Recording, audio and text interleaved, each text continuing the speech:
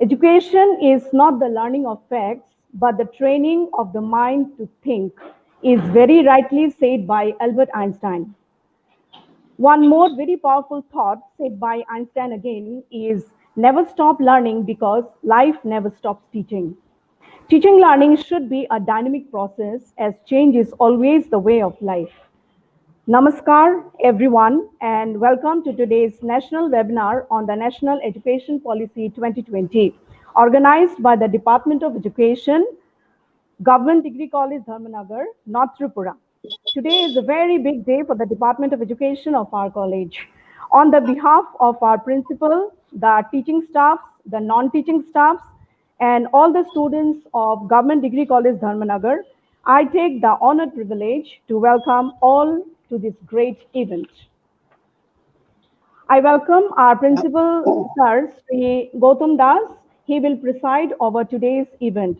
Sir, I welcome you and I request you to preside over today's discussion session.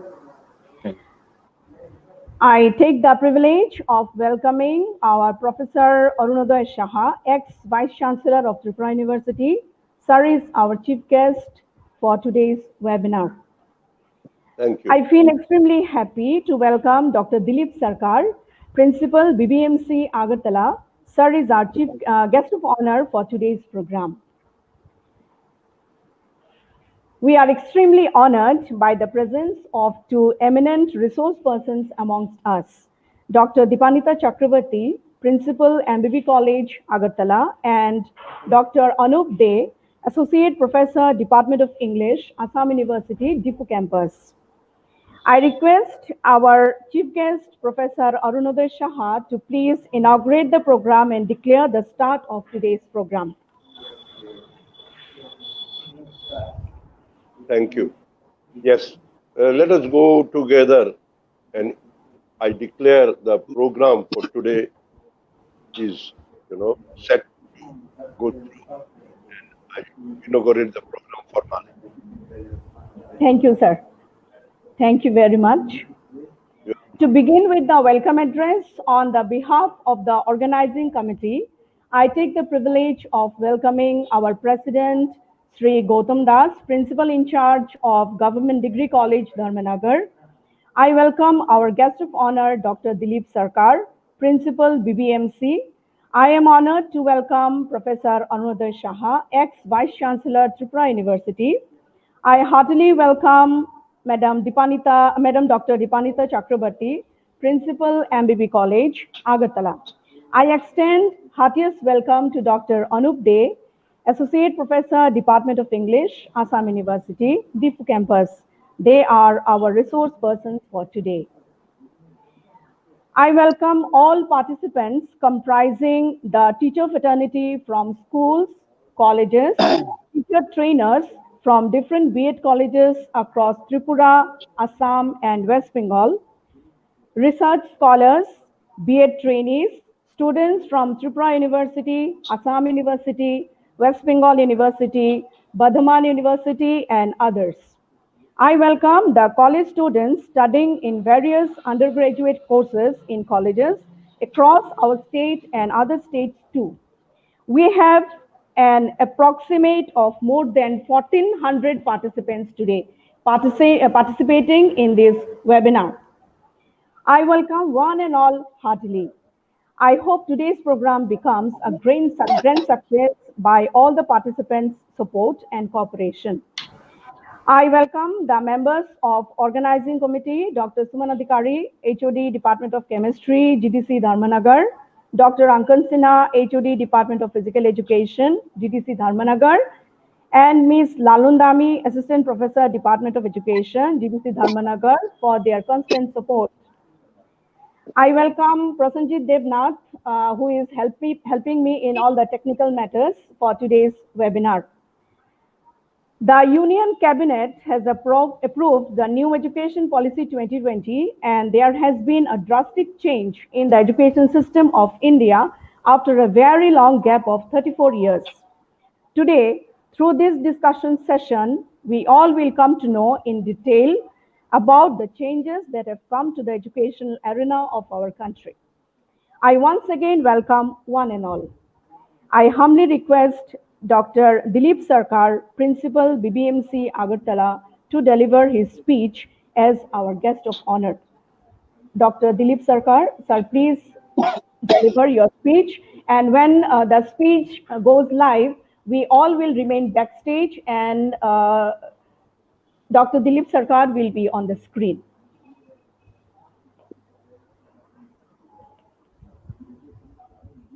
Very good morning to all of you. Respected President of the National Webinar of today, that means the Principal in charge of Government Degree College, Dharmanagar, Honorable former Vice Chancellor of Tripura University, Professor Arun, respected resource persons, Dr. Dipandita Chakraborty, Principal MBB College, Dr. Arun Kumar De, Associate Professor, Department of English, Assam University, Dipu campus. My dear colleagues and participants and my dear students, I am very much happy that I have been given the scope to speak on the new education policy, that means the National Education Policy 2020. Though I am not a student of education, but as I am in the field of education for nearly 3 decades, I have some observations, and for this, perhaps the organizers have invited me to speak on this matter. I am very much delighted and happy that I have been given the scope to speak on this. First of all, whatever I will say, that is true. If there is a stagnancy, then there may be some troubles. And in our English proverb, there is a proverb that rolling stones gathers no moss. So after 34 years, whenever a new education policy has come, certainly it means that the stone has been moving on after 34 years. There was a stagnancy. So we have to welcome that type of movement from the older one to a new one. And certainly there would be some changes in the new education policy if we look at the old education policy. And we are very much aware of all the stages of education. Only I will concentrate on some of the issues which I feel that these should be looked after very carefully. Otherwise, there may be some troubles in near future or whenever that national education policy will be implemented. I'm not quite sure how the children from age 3 will be able to go to the education institutions, and whether the system itself is in a position to invite all of them. Though we have Anganwadi Kendras and primary schools, but in order to teach them in a better way, I think we have to look into the matter very carefully. Otherwise, the children will be out of the reach, or children will not be taken care of in a good manner. That is a matter of concern we have to look into. Second thing, whatever I will say, that in the national education policy, there is a target of GER in a higher education sector. Now at present, it is 26%. And now within 15 years, it is targeted that we have to cross or we will cross 50% of GER.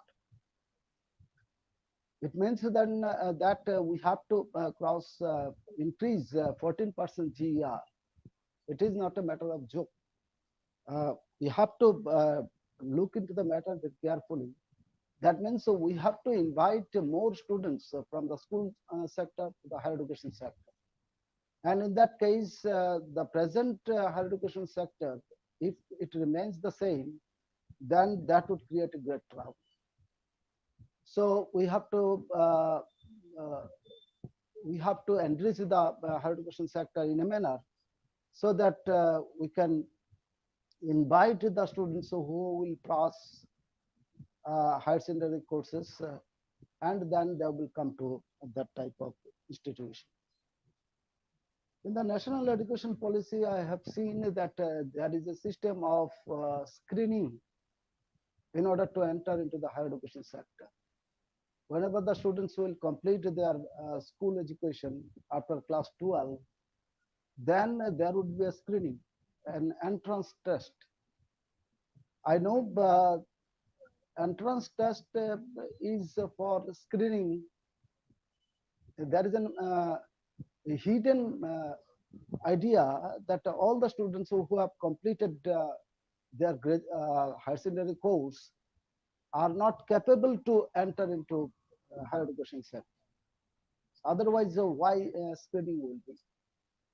It means that all the students will not be allowed to enter into the higher education sector.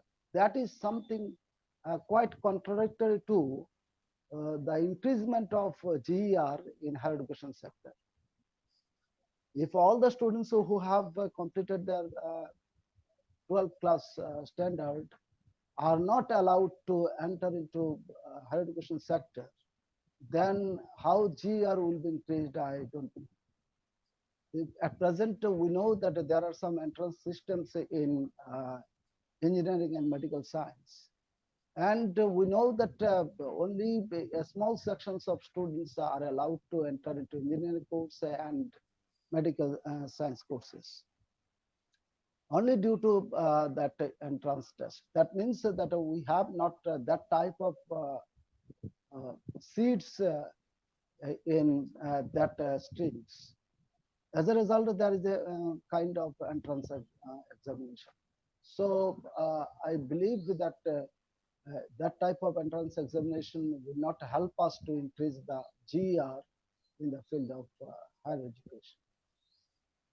Then in case of introducing 4 years graduation course, it means that we are keeping the students in our institutions for another 1 year, and they will study there, and then after that they will go to university. And for the purpose, we need a good number of teachers, increasement of facilities in other fields, especially the infrastructure facilities. So we have to look into the matter. Then whatever I will say that in the national education policy, that was a target that from 2023 that would be introduced. Now recently it has been declared, or the hope has been expressed by our honorable Prime Minister, that whether that national education policy can be introduced from the year 2022. If that is the case, that from 2022 that would be introduced, at the initial stage, I think there would not be too much problem. But the problem lies in front of us is that we have to change the curriculum, we have to change the syllabus. Looking at the perspective of this national education policy. So at present, in our hand, we have only merely 2 years. And in this critical situation, how it is possible to do this, uh, I don't know. But I hope also that if that is done, then the persons who are related with that type of education, that means school education, higher education, mainly the teaching faculty have to look into the matter very seriously, or they have to give in the assignments or engagements so that the curriculum, the syllabus would be framed very systematically and with a threadbare discussion. And as I can remember that whenever last time That means it may be in 90s, whenever the syllabus were framed, then the teachers were involved and marathon meetings were held for the framing of the syllabus. So I would request the concerned authorities, uh, whenever the universities will introduce that type of national syllabus curriculum, then they have to take note of the matter that we have no time. In fact, we have to frame the syllabus in such a manner so that whatever the targets, whatever the goals have been mentioned in the national education policy, we have to take care of, and then we have to frame the syllabus. So, but these are the assumptions. Next thing, whatever I will say, that from the very beginning of our education system, that means after independence, we have seen different policies have been implemented in our country. But we cannot say in such a manner whatever was dreamed, these dreams are fulfilled. One national education policy has come, and then another, and then another, and all the national education policies are not materialized in toto, or are not in a position to materialize these things in a whole manner, keeping the spirit in our mind. So I am very much apprehensive in the fact of whether that type of this national education policy 2020 will embrace the fate of the earlier national education policies. We are very much hopeful that that type of thing will not happen. But we have to look into the matter very carefully. We have to provide sufficient support in order to implement this national policy. And in that case, I will say that it has been mentioned in the national education policy that 6% GDP will be used for implementation of this national education policy. But we are very much aware of the fact that was announced in early 60s that that would be done. But till today, we are not in a position to use that amount of money for the education sector. And last of all, whatever I will see, that it is true that we should have a goal. Otherwise, we will be misled. We have to move forward looking at the goal. But that goal should be in such a manner, should be implemented in such a manner. Ultimately, after 10 or 15 years, if it is seen that goal has been mismatched, then that would give us a great pain. So we hope that in collaboration with all sectors of people, the central agencies, state agencies, and other people will be very much concerned about this, very much involved in this, and they will give their own views, and we will try to implement in our state in a manner so that higher education sector, school education sector will turn into a vibrant one. Last of all, whatever I will request Professor Arun Saha, as he is the Vice Chairman of Higher Education Council of our state. So in order to implement this national education policy, I think Higher Education Council will consult with the universities or the colleges or other interested persons so that we can come to a consensus, and we can make out a path how to implement this national education policy 2020. Because Higher Education Council has a greater role to play. So I humbly request Professor Saha to take care of the matter and to involve himself in such a manner so that we can see that our dreams are fulfilled. So with these words, I congratulate the organizers, the teaching faculties, non-teaching staff, and the students of my college. Though officially I am not the college, a person related with that college, but I feel that this is my college, Government Degree College, the Dharmanagar. So I express my gratitude and thanks to everybody, and also the dignitaries in the dais and the participants. With all these things, with all these words, I conclude my speech. Thanks to you. Namaskar. Thank you, sir. Thank you very much for your ideas on National Education Policy 2020.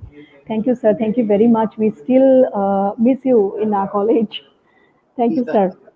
Yeah. I take the honor and privilege of inviting Professor Arunodoy Shaha to deliver his speech as our chief guest of today's program.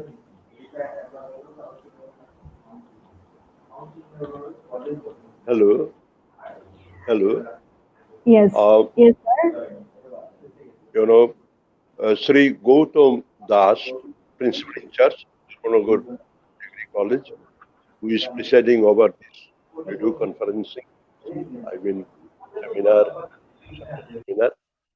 And along with us, just now, Dilip Sarkar, the former principal of the same college, and now presently is the principal of EBM College. Dr. Sarkar presented his lecture as a guest of honor. And with us are Professor Unup De from Assam University, Dr. Dipannita Chakravarti, she is the principal of MBB College, and other faculties are there, and Sanghita Chandra, she is the, managing the entire show. So with all these dignitaries scattered across the country, across the globe, it is not only that we are here only. There are, as we are told, say more than 1,000 participants are there across the globe. It is a beautiful occasion for me. I feel honored to be with you. And first of all, I like to congratulate the Department of Education, Government Degree College, for organizing this national seminar on National Education Policy 2020. I remember earlier also, 2 months back, or in the past, Dharmanagar College had organized this kind of program. Actually, it is good to see that Dharmanagar College is ahead of many other colleges in respect of organizing webinar kind of conferences. Nowadays, due to unprecedented situation, it has become difficult to organize other kind of conventional kind of program. But it is nice to see that Government Degree College, Dharmanagar, is pursuing, organizing one after another programs. I once again like to congratulate Government Degree College, Dharmanagar. Let me come back to our original theme. Today we are going to discuss National Education Policy 2020. By this time, it has become a national issue. The National Education Policy is made available. We have started discussing, deliberating on National Education Policy 2020 in the schools, colleges, universities, in the state, and in India as a whole. I have gone through the basic points of National Education Policy. It's a small booklet, 65 pages. There are, 4 parts. Just I'm giving little bit of idea about National Education Policy 2020. Part 1 consists of, addressing the school education, 2, addressing the higher education, 3, other key areas of focus, and finally, how to make it happen. These are the 4 parts containing 65 pages. Uh, but though it is small, it is not, small in kind, in sharing, disseminating ideas and knowledge. Because as it was already pointed out, after 34 years, we are getting this National Education Policy 2020. Meanwhile, lot of changes, lot of water has flown down the rivers and met seas. So we are late in having this kind of new national education policy. Uh, as you know, it is better late than never. It is timely that we have one national education policy before us. There are speakers who will deal with, discuss, and address the issues, pertinent, relevant issues of national education policy 2020. But I like to share my own thinking uh, because it is something different from earlier one. It is something new national education policy 2020. Why I say like this? Because earlier also I remember in 1986, we had another earlier national education policy. But there is, uh, drastic change in the approach in focusing the priorities. And now we have entered in 21st century, which is quite different from earlier centuries. The digital divide is there. We were students. We studied hard in the colleges and the universities, and we attended many seminars and symposium. But never ever this kind of experience we were having. You know, webinar kind of conferencing. We did not think of it. But now the situation is changed. These are different. Technology is made available. So we must make use of these technologies.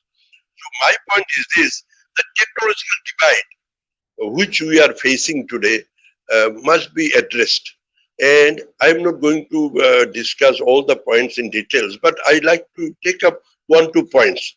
It is a fact that uh, you know there are four kind of division of this report, and the first one deals with the uh, school education, and within the school education there are four divisions: fundamental, preparatory, middle, and secondary, and the structure is also little bit different.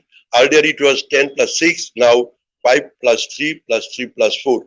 So the emphasis has been given to the foundation, because as you see, uh, our kids must be given enough opportunities to have their foundation solidly founded, construction. Why? Because in the foundation period, in the early period, 65% of cumulative brain development occurs before the age of 6. But we cannot ignore. We should give all the inputs made available to the kids so that they come forward prepared to accept the challenges of life. So aptly, the emphasis has been given to the foundation level, preparatory level. Earlier it was not like that. So it is a drastic change in the approach. Early childhood care and education, ECCE, has been given priority. So we need to concentrate, give focus to that. Because why? Because it has been, after thorough research, has been found that if you invest 1 rupee in the ECCE, early childhood care and education, the return is more than 10 rupees. Never ever in any venture it is like that. So we need to, put our resources where the return is the highest, and that is the area. In terms of economics, it is the opportunity cost. So if we put 1 rupee there, the return the nation is going to get more than 10 rupees. So we cannot ignore it. And finally, the point was raised by Dr. Dilip Sarkar that 6% of GDP. Yes, it is a need of the hour to put more resources for our education, uh, education and other related education related areas, because though we claim, and it is claimed that 6% of the GDP is going to be invested, spent for the education, purpose of education development. Uh, right now, it is 4.43. It is, country is a very big country, so this amount is not quite enough, adequate rather, I should say. And in terms of government expenditure, I'm not talking about GDP. It is 10% of government expenditure. It is not also so, uh, sufficient amount. So we need to put 6% of GDP. That is the promise made in the National Education Policy 2020. But I would rather request that 6% is not enough, because ours is a very big, huge country. 130 crores of people living in the country and lot of students. Anyway, so we need to find, formulate education policies, keeping eyes in that huge population.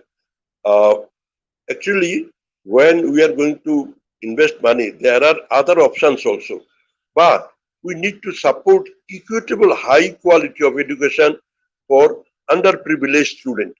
There are, as I mentioned earlier, great divide, privileged, underprivileged. So we need to give extra uh, focus on the underprivileged students. And what I mean to say is this: we need to, because students are coming from schools, college to university, so we need to prepare ourselves to accommodate the students and give them the quality education. We need to revamp the colleges and universities for fostering excellence. And as I know, you see, we all know, there are three pillars on which our higher education is founded. One, teaching; two, research; and three is extension. Teaching, research, and extension. Class teachings are there. Nowadays, class teaching is going to get lesser kind of uh, priorities, because online, video conferencing, or now we are holding this kind of webinar seminar. So we rely on online kind of transfer of knowledge, which is quite efficient, quite reachable to those people. And we need to put our attention for the cultivation of research.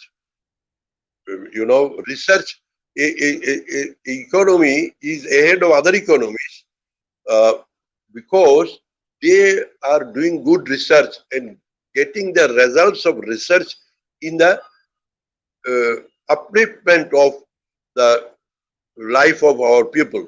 Say, land from lab to land, whatever is researched and discovered should be given to the land. I mean, local people. And this way, we need to have extensive use of technology, uh, because technologies are now available. So we should not be, you know, against technology. Once upon a time in the last century, last part of the last century, uh, our policy makers, some of them were against use of technology. They were opposed to computer. They were opposed to, oh no, that is a suicidal kind of attitude.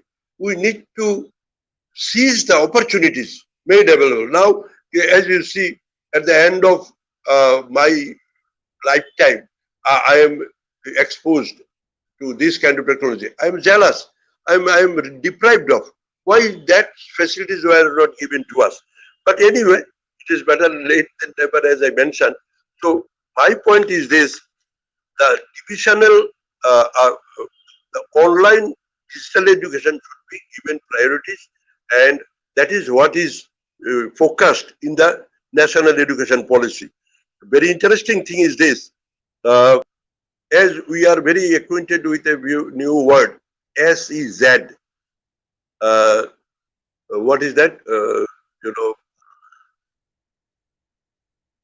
economic zone, special economic zone. You remember everywhere the geographically, if a part of the state is economically disadvantaged, backward, then the government of India's policy is this: we should start special economic zone.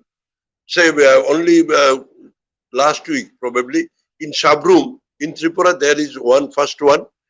SEZ has been set up.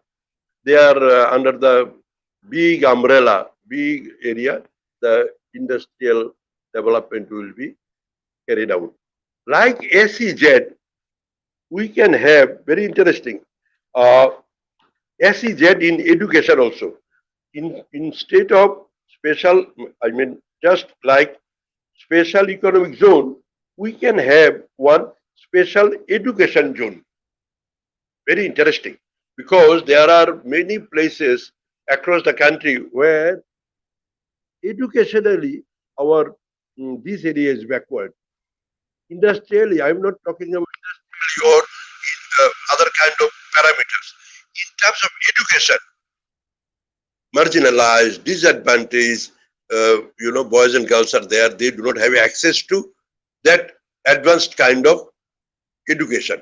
So we need to put our emphasis on, starting special education zone, like uh, a special uh,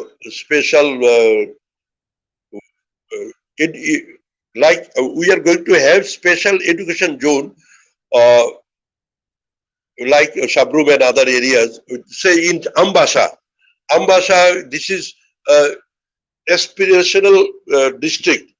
If you go through by any kind of indicators, this area is backward in terms of education, because there are disadvantaged, families are there. They don't have access to education. So we need to, you know, find out the areas in the state, in the countries where the special education zone can be established. Socioeconomically disadvantaged group of people. Say women, our girls, they are, far behind. So we need to give them special kind of support for coming out this from disadvantaged position. Actually, for implementing national education policy, there are, different kind of various ways to go ahead. Say we need to uh, depend on uh, you know prioritization of sequencing. These are the technical things. I'm not going to take much of your time, but my uh, point which I am going to emphasize is this: that there exists a digital divide in the country. We need to narrow down the digital divide, and for that we need to establish equitable use of technology, and digital infrastructure is at place. Actually, why, I am talking about this, why I am giving priority to those equitable use of technology and digital divide and all that, because it is 21st century. We cannot, stay back to uh, in the past. We need to seize the opportunities made available for the developed countries. We are also arriving at that developed, you know, uh, position of other countries who are enjoying. So my request to all the uh, stakeholders to see that digital divide is removed And if you meticulously introduce and implement National Education Policy 2020, I hope, I hope that digital division will be reduced, and which will bring for us equitable use of technology. That is very, very important for today's, you know, requirement. Yes, uh, I tell you, I can tell you in other way also. Say, when a place is, an economy is developed, you look into it. What are the factors responsible for the development of the economy? You will find that surely that developed economy has greater access to technology rather than rather compared to other economies around. So India is in many counts not at par with the developed economies around in the world, because we are lagging behind in digital platform. So time has come. Uh, it's a blessings in disguise. We need to seize the uh, the digital and the technological development occurring around us. We must not take back seat. We should come forward and seize these opportunities. Our say when we say to some people, stakeholders, they say, "Oh, we are staying in remote places." Remoteness is a matter of just dictionary word. Yes, we are sitting very close, but since we are not having any communication, we are maintaining long distance. But if we have digital divide, I mean digital equipments and technology with us, a person staying very far maybe made to come closer. So the closeness or the distance can only be ignored, provided you have appropriate technology, appropriate kind of digital infrastructure. Uh, and for that, we need to upgrade our colleges, universities in terms of facilities and infrastructure. Yes, government, it is in the state, education is in the concurrent list. Center and state are planning to start. Yes, it is a fact that we admit there is, you know, uh, deficit of resources. But if you have will, uh, you see, if there is will, there is a way. Yes, you compare our country, say 30 years back, it was all backward in the sense we could not have access to technology. But now, after a couple of decades, we are at par with many other countries of the world. So I foresee, uh, world will be ruled, dominated by the country where it is not that traditional, conventional countries will be ruling the world. No. Say, once upon a time, when we were kids, we were going to schools, uh, uh, we read in the books that in the domain, in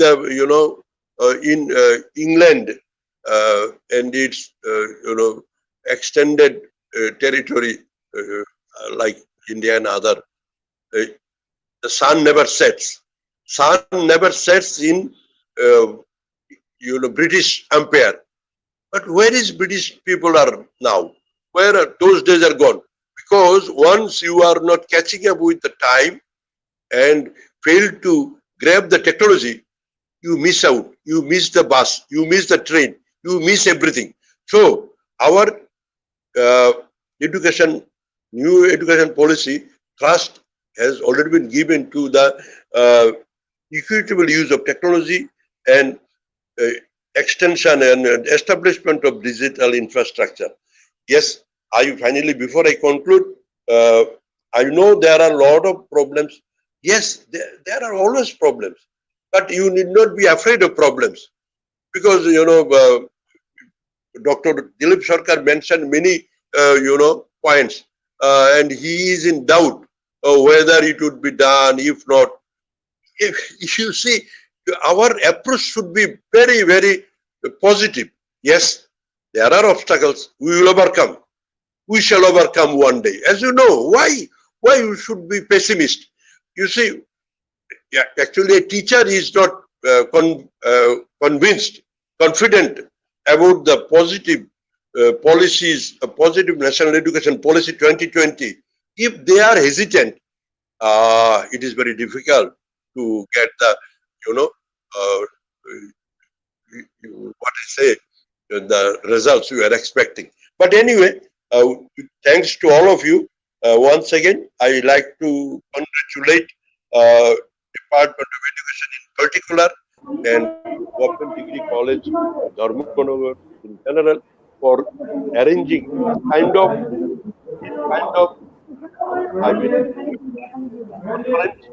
And I wish you all the best. You keep doing a good job. And as I know, in your college there are uh, young talented teachers. I mean, professors. I mean, faculty. They are having collaboration with Japan, with other, countries. Yes, we are proud of them. Sitting in Agartala, there are many who are not able to have contact. But sitting in the farthest place like Dharmanagar, where a lot of facilities are not available, in spite of these limitations, you are doing good job. So once again, I like to thank you all and for giving me the opportunities to share my ideas with you. I am little bit off track, uh, you know, but I believe national education and I am confident, I am convinced if it is implemented with all rigor, uh, things will be quite different. And our disadvantage, marginalized, digitally divide what we are experiencing will be no longer there, and we will go ahead along with other countries. We will be ahead of many countries. With this expectation, I'd like to conclude here. Thank you very much.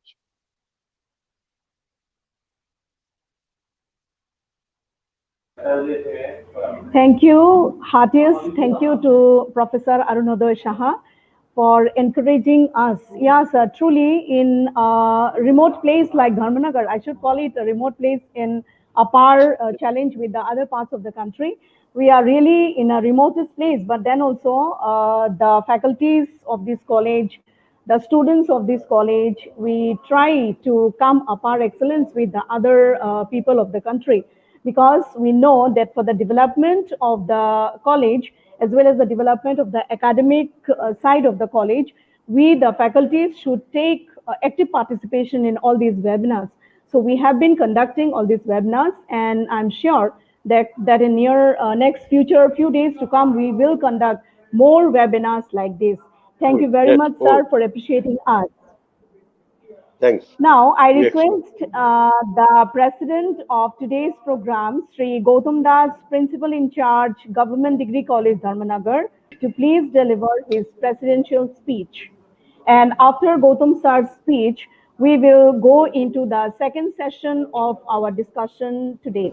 Sir Gautam Das, Principal in Charge, Government Degree College, Dharmanagar, I request him to deliver his presidential speech. Welcome to all. On behalf of Government Degree College Dharmanagar, Tripura, upgradation of education system is a continuous process.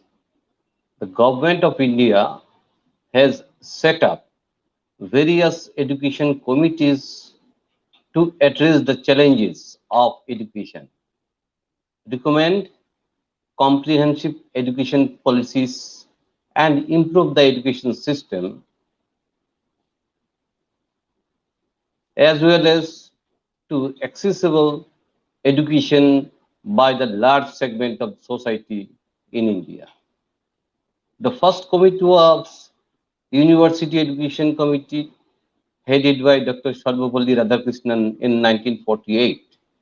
Then Mudaliar Committee for Secondary Education in 1952. Then Kothari Committee in 1964. We have the first national education policy in 1968, and the second one is 1986. Beside this, Government of India also launched Sarva Shiksha Abhiyan in 2001 and the Right to Education Act in 2009. All these initiatives after independence have produced important results such as school enrollment, increased spending of education on education, growth of literacy rates, the universalization of education, etc. The National Education Policy 2020, headed by Dr. Kosturi Rangan, was approved by the Union Cabinet on India on 29th July 2020 to outline the vision of India's new education system. Good morning to all of you. Respected Chief Guest, Professor Arun Shah sir, ex-Vice Chancellor, Tripura University. Guest of honor, Dr. Dilip Sarkar sir, Principal BBM College, Agartala, of this national webinar on National Education Policy 2020, organized by Department of Education, Government Degree College, Dharmanagar, Tripura. All of you honored this national webinar with your inspirational thoughts and speeches. Professor Arun Shah sir highlighted about NEP 2020 as a national issue. Foundation stage for kids, ECCE system, use of 6 or more percent GDP for NEP, and digital infrastructures, etc. very nicely. And Dr. Dilip Sarkar sir point out about the children of 3 to 6 years, screening for entrance in colleges, infrastructures, increase of teachers, syllabus, etc. in his speech. Thank all of you, sir. I extend my wholehearted gratitude to both renowned resource persons, Dr. Deepanida Chakraborty ma'am, Principal MBB College, and Dr. Anup De, Associate Professor, Assam University. I welcome to all participants, irrespective of students, teachers from school and colleges, universities, and academies. I thank to Organizing Secretary Madam Sanghita Chanda and Teachers Council Secretary Dr. Ankon China, respective committee members, organizing committee members, teachers, and staff of Government Degree College Dharmanagar for organizing such an important and pertinent national webinar on National Education Policy 2020 very neatly and promptly.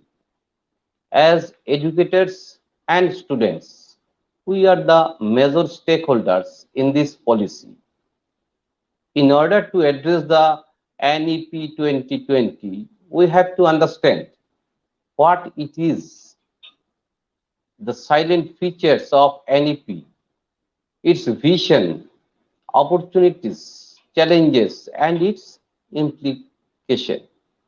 So, we may have curiosities, queries, and questions on NEP 2020 to know about it.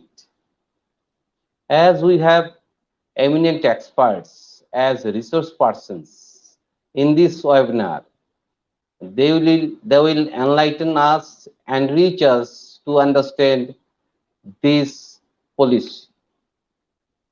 As we are just going through it, we have a thought of external perception. There is some new for us in this National Webinar 2020. That is, we will know NEP 2020 very clearly through presentation, discussion, and interaction. On behalf of Government Degree College Dharmanagar, on behalf of the organizing committee and as president of this program, I would like to thank all of you associated with this national webinar. I wish a grand success of this webinar in this pandemic COVID-19. I hope everyone be safe and healthy. Thank you all once again. Namaskar.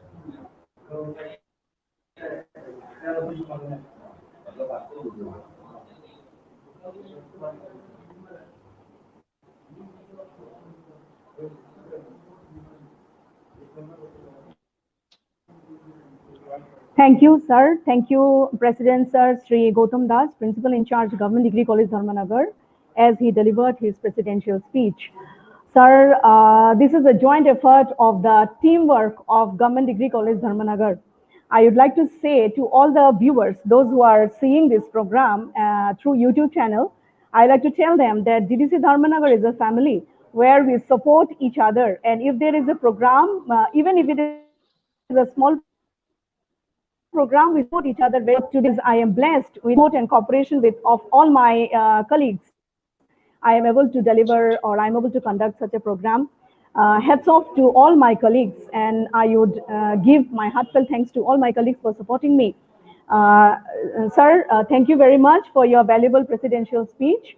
Now, I would like to tell all the viewers, those who are watching or those who are seeing this program through YouTube, that there are many participants and all the participants are commenting. As I can see participants from Bardhaman University, I can see participants from Assam University, Tripura University, West Bengal University. I can see faculties joining from Vivekananda College of Education, Karimganj. I can see faculties joining from Ravindra Sadan, Karimganj. Even I can see faculties joining from Karimganj College, from Women's College, Silchar, Radhamadhav College, Silchar. Thank you so much. Thank you so much for participating and giving me a good response. Now, I would like to say that we proceed to the second session of our today's national webinar on National Education Policy 2020. As we begin with the second session of our webinar, there will be two discussion sessions. First discussion session will be by Dr. Anup De, Associate Professor, Department of English, Assam University, Difu Campus, followed by the discussion session by Madam Dr. Dipanita Chakrabarti, Principal, MBB College, Agartala. Now, let us proceed to our second session, and I would like to invite Dr. Anup De, Associate Professor, Department of English, Assam University, Difu Campus, to please start with his discussion on National Education Policy 2020.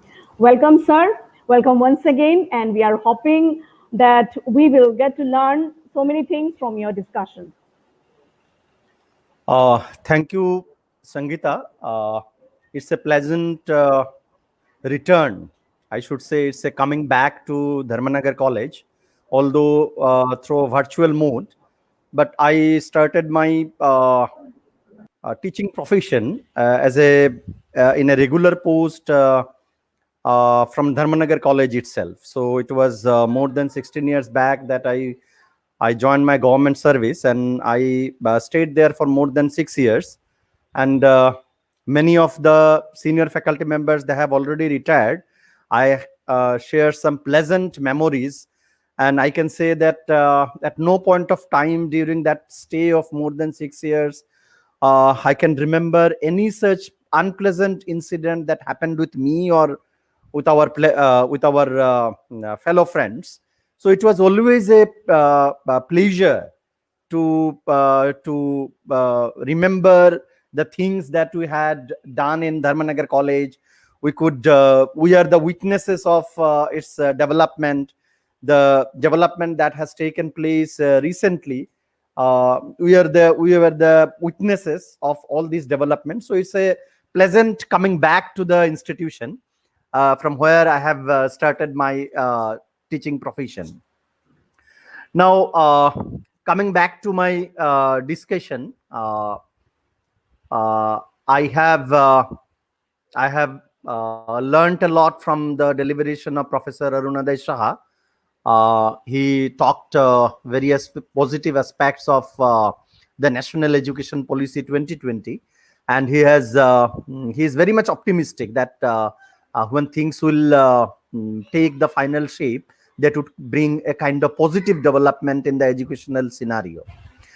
Now, I am also expecting the same, and I share the same kind of optimism with that of Professor Arun Shah.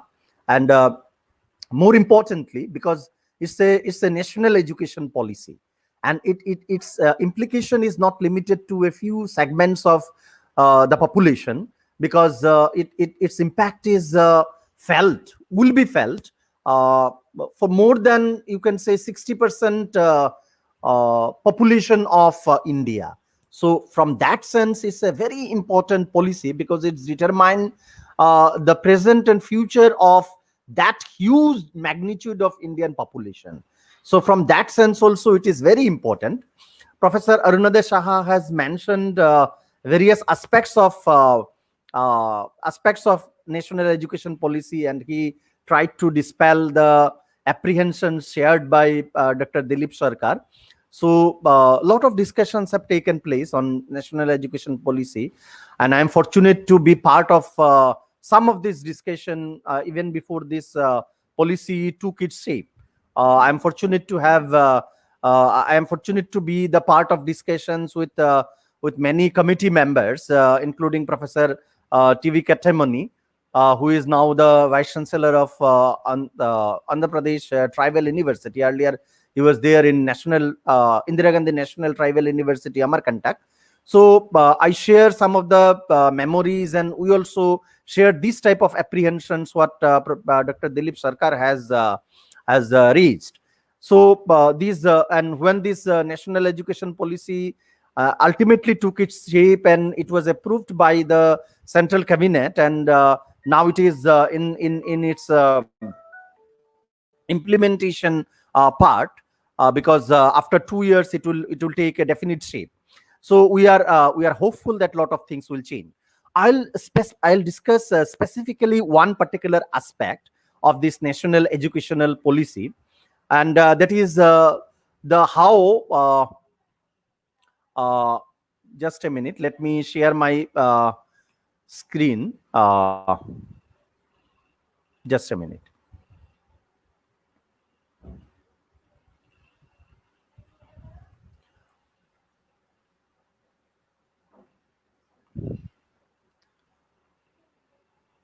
Now, this is my topic for today's discussion: National Education Policy 2020 and the transformation of the regulatory system of higher education. Now, this is a very pertinent issue, because National Education Policy tried to incorporate all the possible aspects of higher of education, starting from the early childhood education to the research level. And one very important part of that thing is the revamping or restructuring of the regulatory system of higher education, because in higher education there are a lot of regulatory bodies, starting from UGC, then we have AICTE, NCTE, all these regulatory bodies are there. So how to transform these regulatory bodies, and how to restructure these regulatory bodies, and in the process how it will contribute in the development of education under this new educational policy is to be taken very seriously. Now, what are the goals of National Education Policy 2020? Now, it was already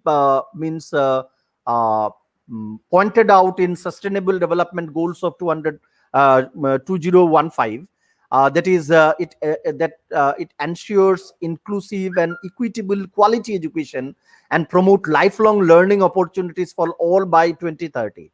Now that was the sustainable developmental goal that was mentioned, that was initiated in 2015, and we all know that in this national education policy, this particular sustainable these particular aspect is taken care of. This particular take just a minute. Sir, I'm in a webinar. I'll call you later on. So it addresses this particular national education policy. It addresses many growing developmental imperatives of our country. It's not only limited to only school education or higher education or research. It deals with other aspects also. Now, the revision and revamping of all aspects of the education structure and increase in regulation and governance is to create a new system, and that would align with the aspiration and goal of the 21st century education. Because we all know that we are in the 21st century, and 21st century is altogether a new world. So there are aspirations, goals, and which are to be addressed by a structure, and that was actually pointed out in this national education policy. So in this national education policy, the specific emphasis was given on the development of the creative potential of each individual. Now that is something which was mentioned in an implied manner in earlier education commissions and education policy of 1986 also. But this is very clearly and loudly stated in this particular national education policy of 2020, that it aims at development of creative potential of each individual. Now we all know that any education policy, it addresses the cognitive and critical development of the individuals, the students, but this particular education policy, it along with the cognitive development and problem solving skill of the learners, it also aims at attaching them with society, and it also aims at development of their ethical standard, and to you can say develop their emotional capabilities. So this is something which is highlighted in the National Education Policy 2020. Now coming to the regulation of higher education. Now what is the present scenario? That I have already told you that there are so many regulatory bodies starting from UGC. Now these regulatory bodies are too heavy-handed, and these were followed for many decades, and that has been too much of things were attempted, but at the end of the thing we found that too little things were achieved. Coming specifically to National Assessment and Accreditation Council, because those who are involved with higher education, college and university education, we have this particular you can say experience, that how we have to go through a rigorous process of assessment, and then only our institutions are accredited. But then it is not clear that how this accreditation, how the different grades will bring the outcome. Now we are not very clear about that, and that's why and how it will corroborate with the grants given by the University Grants Commission or UGC. So all these things are not very clear. So there are too many regulatory bodies, and too much of things were attempted with too little effect. So this is something which may be termed as mechanistic or disempowering nature of the regulatory system, and it has some basic problems. And in order to reduce these problems, this national educational policy, it aims at revamping and restructuring the regulatory bodies, and this is in complete, you can say, a kind of a complete overall in order to re-energize the higher education sector and enable it to thrive. That is the that is the aim of this revamping and restructuring of regulatory system. Now, what are the things that are proposed in National Educational Policy 2020 vis-a-vis regulatory bodies? Number one, the regulatory system of higher education will ensure that distinct functions of regulation, accreditation, funding, and academic standards setting will be performed by distinct, independent, and empowered bodies. Now, when you talk of the structure of higher educational bodies, means bodies which are operating at the regulations, you can say, level, we found that 4 distinct functions are there. Number 1, regulation. Number 2, accreditation. Number 3, funding. And number 4, academic standard. And sometimes we are confused.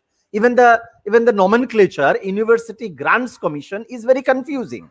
University Grants Commission is the title suggests that it will give grants to the higher educational institutions, but ultimately we found a lot of additional responsibilities were also attached with this particular body. So it has also created a lot of confusion. So these distinct functions at 4 levels: one is regulation, second accreditation, funding, and academic standard. These are to be done by distinct and independent and empowered bodies, not to be confused with one body with another. And it should aim at to create a kind of check and balances in the system, so that the conflict of interest can be minimized. Now in the present scenario, there are a lot of conflict of interest. Something which is there in one particular regulatory body, we found lot of confusion with another regulatory body. For example, in a university system, if you have management department, so that's management department has to be regulated by another body other than the University Grants Commission. If there is a school of technology, it has to be regulated by another body. If there is education department, so it has to be regulated by another body, NCT. So lot of confusions are there.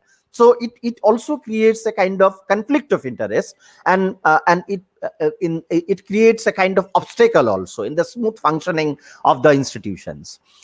To ensure that 4 institutional structures, that is regulation, accreditation, funding, and academic standard setting, will carrying out these 4 essential functions work independently, yet at the same time, and work in synergy towards common goals. They will function independently, but their target is to achieve the same goal. Same goal is to revamp and restructure the education system, to flourish the education system so that it can compete with the global standard. Now, this would be set up as 4 independent verticals within one umbrella institution, and that is Higher Education Council of India. That is, there is proposed that one umbrella body would be constituted under the name of Higher Education Council of India, and separate bodies, separate regulatory bodies will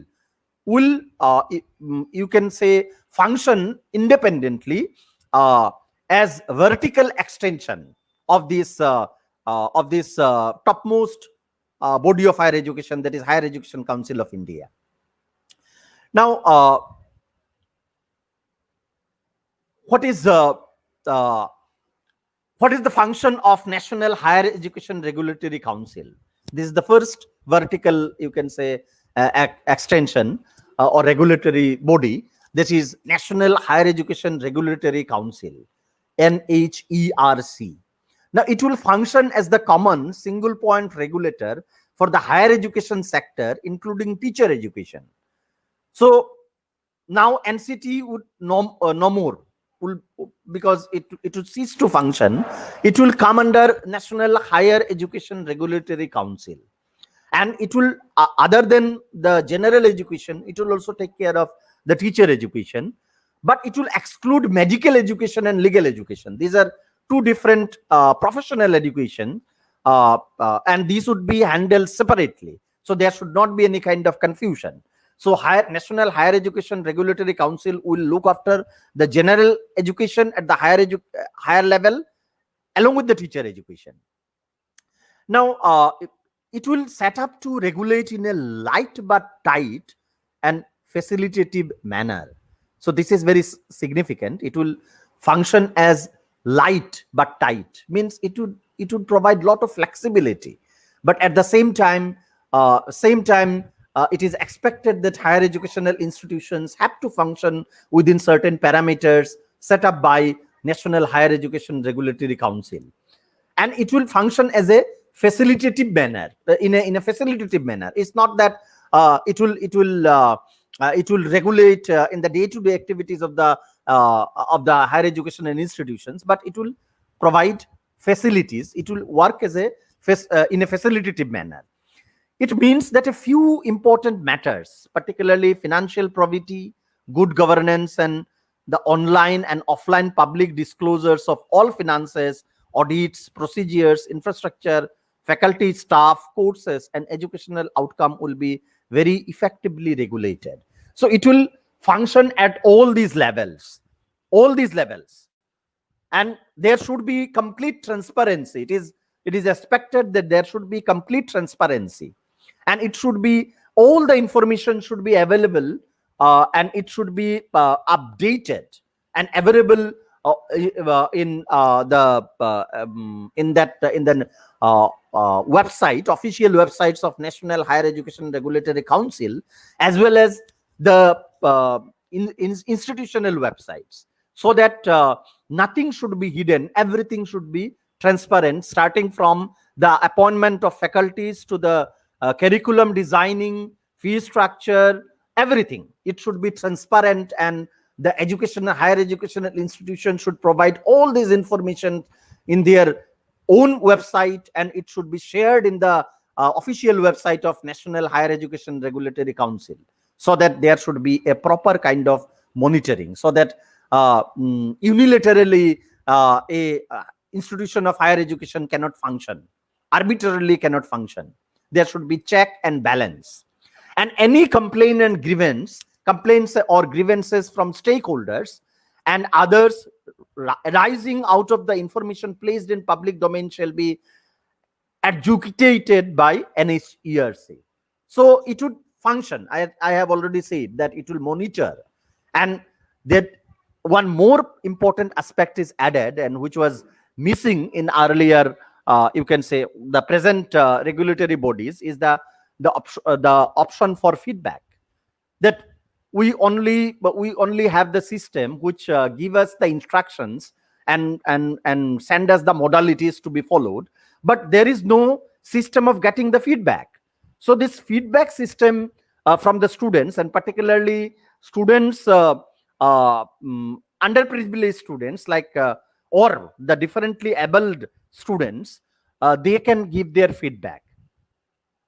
Now, what is the primary mechanism? The primary mechanism to enable such regulation will be accreditation. That is the main function, because when why all these mechanisms are needed? Because it is needed for accreditation.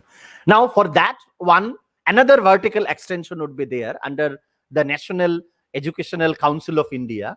The second vertical extension is National Accreditation Council. Now, it will replace National Assessment and Accreditation Council, or NAC. So NAC will replace NAC, and it will limit its functions to accreditation,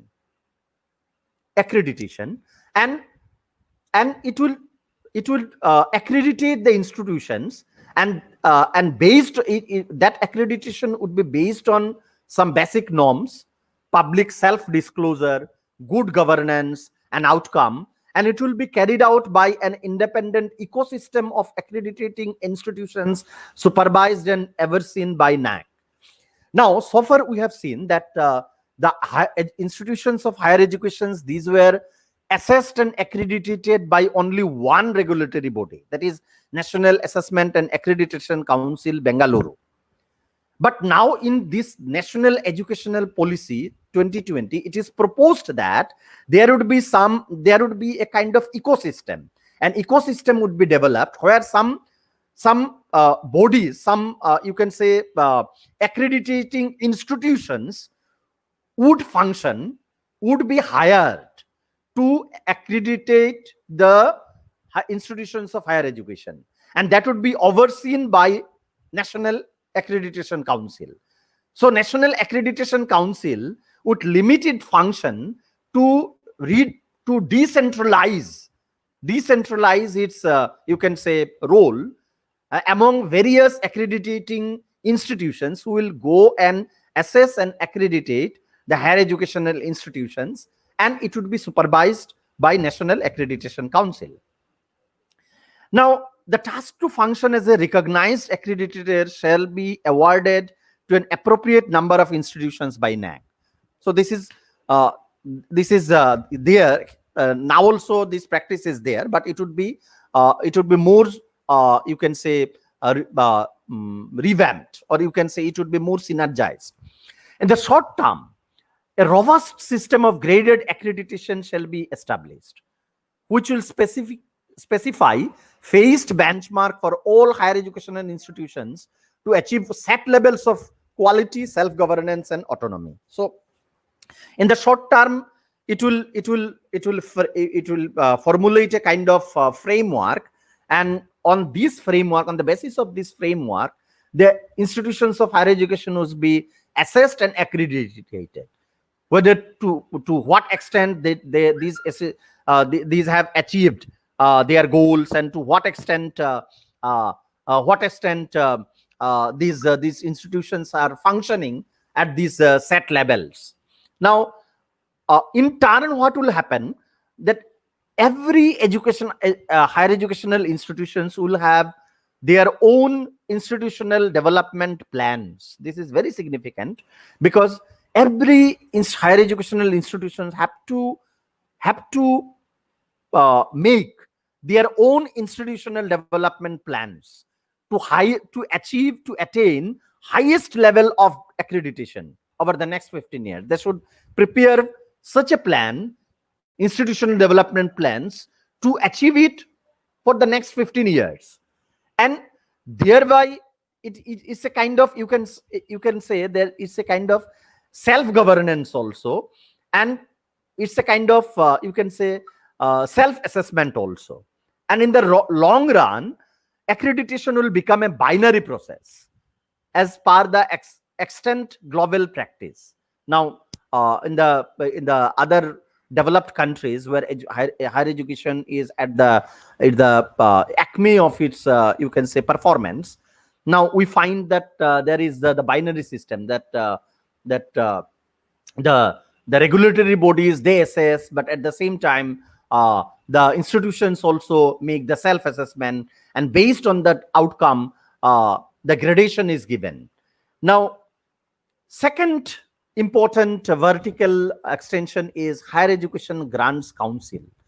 This is somewhat which was supposed to be played by University Grants Commission, but then many additional functions were added, and it became a kind of it has become a kind of superstructure. So the new policy, it talked about the establishment of Higher Education Grants Council. Now, that would be third vertical of Higher Education Commission of India, and it will carry out funding and financing of higher education based on transparent criteria, including the institutional development plans prepared by the institutions and the progress made on their implementation. So it would limit its function to funding, financing, and it would based on the developmental plans that is prepared by the institutions of higher education. And it would, this HEGC, that is Higher Education Grants Council, will be entrusted with the disbursement of scholarships and developmental funds for launching new focus areas and expanding quality program offerings at higher educational institutions across disciplines and fields. Now, what happens nowadays, there are so many bodies, means who provide finances or who fund projects. For example, Indian Council of Social Science Research, Indian Council of Historical Research, UGC, and there are other bodies also. Now, sometimes it makes a kind of confusion that there are so many funding agencies, and in the process, what happens? Lot of confusions are there. So these things are not streamlined, and for any higher institution of higher education, it becomes a problematic issue to regulate everything, because the different funding agency has different parameters. So it becomes very problematic. So it should be done under one single umbrella.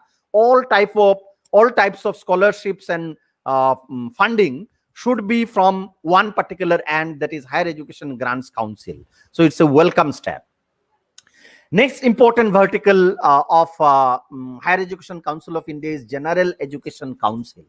That would be the you can say the largest body among all the verticals of Higher Education Commission of India, and it will frame expected learning outcomes for higher education programs, also referred to as graduate attributes. Now this is very important, because it will now the question that is raised by apprehension raised by Dr. Dilip Sarkar, that there would be some kind of entrance at the level of entry point in higher education, but that entrance is based on the you can say the requirement set by General Education Council for each individual students, that each individual student have different expectations, different attributes, different capacities.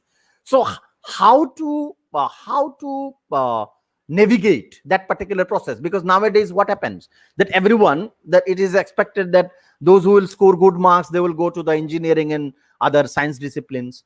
Those who have moderate marks, they will go for other profession. So in this way, it's a kind of structure that is followed. But sometimes it happen that students who have a kind of aptitude for a particular profession, just because he scored highest marks, he scored good marks in mathematics and physics and chemistry, he should be guided towards engineering or science discipline. But his attributes may not conform to that particular requirement. His interest may be a different one. So this assessment is based on that graduate attributes. Now this is not for means leaving out a section of students in the process. It's not like that. Now this National Higher Education Qualification Framework, this would be made, it would be formulated by the General Education Council, and it shall be in sync with the National Skills Qualification Framework. Now these are the two frameworks. One is for the general education, higher education qualification framework, and another is for the vocational or skill component education. Now these two frameworks, that is National Higher Education Qualification Framework and National Skill Qualifications Framework, they will work in synergy, because in the structure of secondary education, it is said that after 8th standard, at the standard 8, the students may be guided towards vocational education. Those who are interested in vocational education, they should be guided towards that path. Now there should be a meeting point. Otherwise, the students who will pursue vocational education, they will feel left out. So there should be a meeting point, and these two frameworks will work in synergy. Third important thing, that higher education qualifications leading to a degree, diploma or certificate shall be described by the National Higher Educational Qualification Framework in terms of such learning outcomes. So this framework will determine the degree, a particular degree, diploma or certificate. And in addition to that, the GEC set up facilitative norms for issues such as credit transfer, equivalence, etc. through National Higher Education Quality Framework. Now, this is very significant that multiple entry point and multiple exit point. This is very unique in this particular national education policy, that a student who has pursued 1 year of degree and then for certain reasons he or she has to leave, but that 1 year is wasted. Now, instead of wasting that 1 year, that particular student would be given a certificate. If he or she pursues 2 years and then for some reasons he or she has to leave, he would be given a diploma certificate. So in that way, multiple exit points are there and multiple entry points are also there. So a student who is pursuing a particular degree, he or she accumulates certain credits, and that would be preserved in the credit bank, in his credit bank, so that suppose there is a gap, maybe for 2 years he or she has to leave, and then after 2 years he or she may join. So that would not be the waste of the study that he has pursued for 2 years, and then he has to leave. And then after 2 years when he joins, or 3 years when he joins, that 2 years became wasted. So this would not be done. That would be there in the credit bank, and he can continue from that level. So this is a welcome step, multiple exit and entry point, and this General Education Council will look into this particular aspect of credit transfer, equivalence, etc. GEC will be mandated to identify specific skills that students must acquire during their academic programs. Means in certain academic programs there would be some specific skills to be acquired by the students, and GEC will monitor this particular aspect. Next important vertical of Higher Education Commission of India is professional standard setting bodies. Now there are so many professional bodies right now. We have National Council for Agricultural Research, Veterinary Council of India, National Council of Teachers Education, Council of Architecture. So in this way, so many regulatory bodies are there.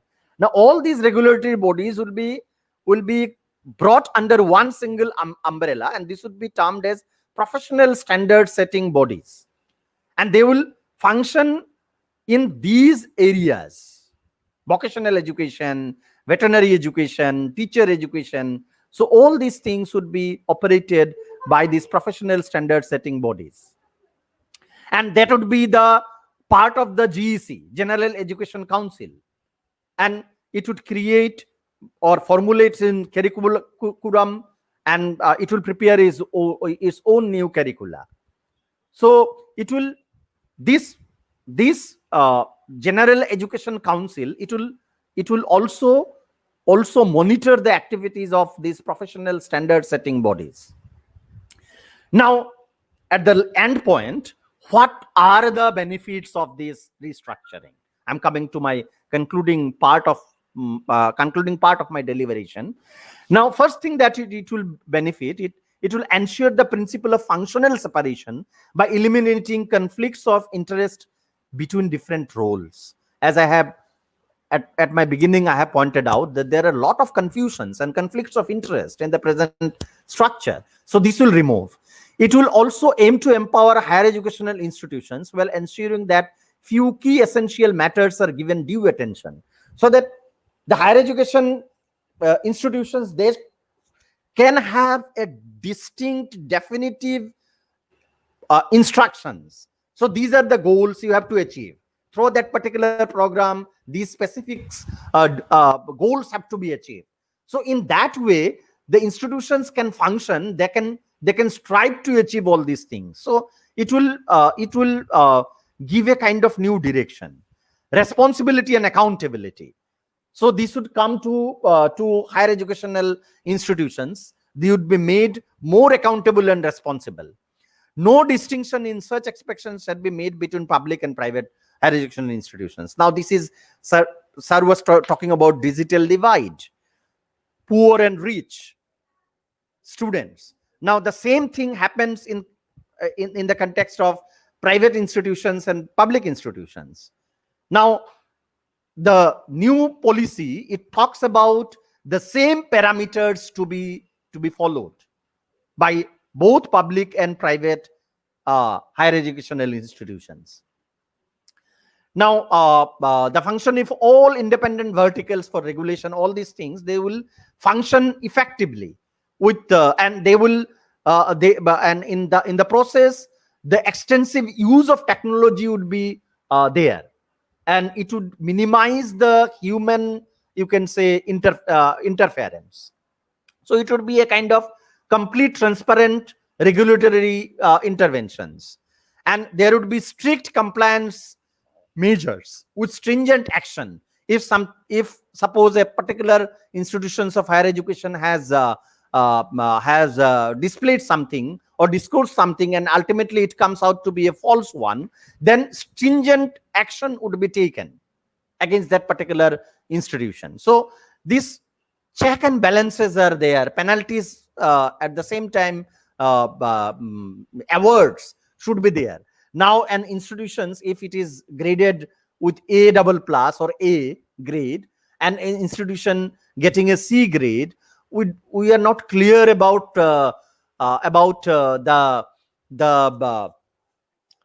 type of benefits or reduction of benefits that these two institutions will get from the government. We are not clear about it. Only a brand name is there, that it is accredited as A by NAC. So other than that, we are not very much clear about the other aspects. But now it would be very clearly stated. Now, this Higher Education Commission of India itself will be resolving disputes among the four verticals. These four verticals, and if any kind of dispute is there, this council will take care of it. And these would be independent bodies with high expertise people in the relevant areas with integrity, commitment, and demonstrated track record of public service. And that would be completely transparent. And Higher Education Council of India, it would be a small body, an independent body of few people, eminent public spirited experts. And there should be suitable mechanism to carry out the policies of the Higher Education Council of India. Now, it will reduce the regulatory regime, that lot of regulatory bodies, that burden would be reduced, and it would be helped by the central and state governments, because education is in the concurrent subject.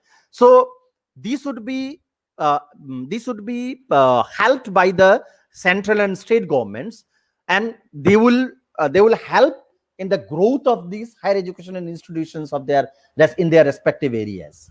And along with that, some public philanthropic partnership models, that some trust, some kind of other social organizations, they can also come up in the restructuring of this institution. This provision is also there. So this is all about my deliberation. Thank you for your patience. Thank you.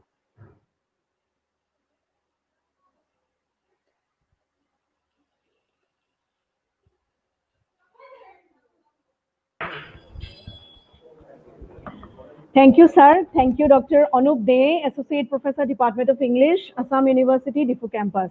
Thank you, sir. It was really a pleasure for us to get you back in our college because you were a member of our college, our family. So, I again thank you very much for your deliberate speech and for your valuable speech and advices and the comments that you have given on National Education Policy 2020. Sir, thank you very much from the core of our heart. Thank you. Thank you, sir. Thank you, sir. Thank you so much. Now, I would like to say the participants, those who are watching the program and those who are seeing it, if you have any queries, any questions, you can leave your questions in the comment box so that from your behalf, I can ask or I can put up the questions to the resource persons. Your questions are always welcome and your suggestions, valuable suggestions are always welcome. I can see participants from Silchar joining us. I can see participants from all over Tripura. I can see participants from Kumarghat B.Ed College. I can see few participants from Kunjavan B.Ed College also.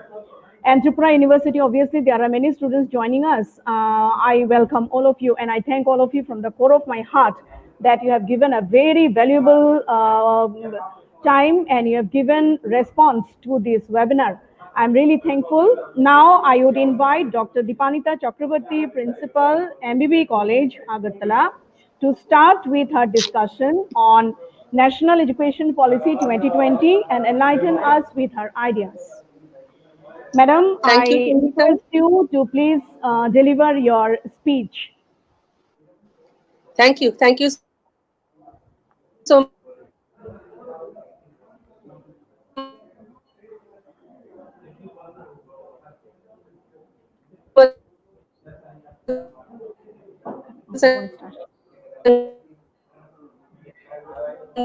Madam मेरे खाने problem है बोलबो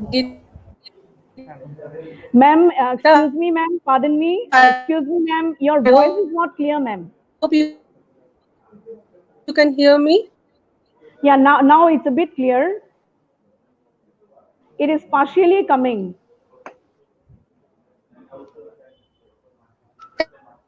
Can you sorry ma'am sorry to disturb you but your voice is not clear ma'am because of net maybe Yeah, can you hear me?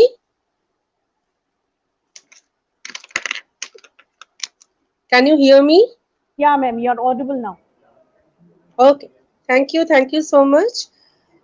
Respected Principal, Sri Gautam Das, respected Chief Guest of this webinar, Professor Arun Shah sir, Guest of Honor, Dr. Dilip Sarkar. I really thank the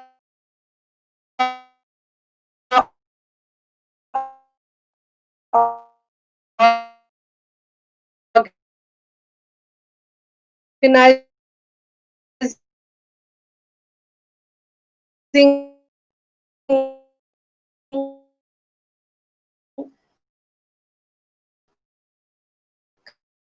committee.